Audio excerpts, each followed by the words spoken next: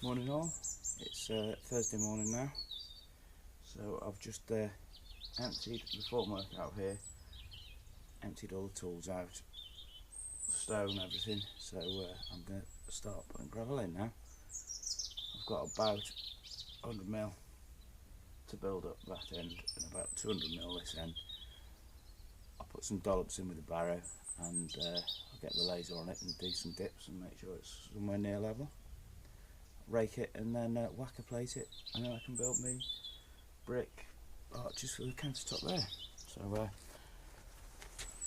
I'll take some stills. I think you don't need to watch me barrow a load of gravel, and take it from there.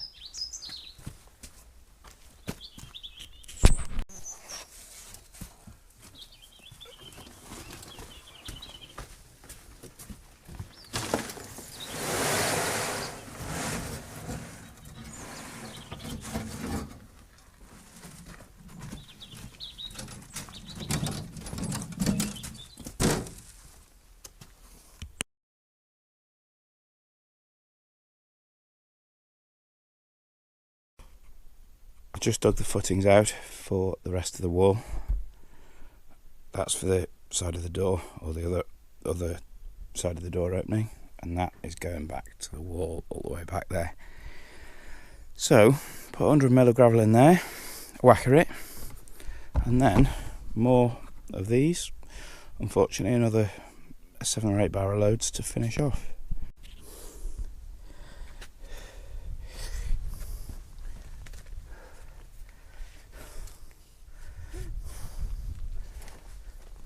Right, this is first pass of the whacker plate.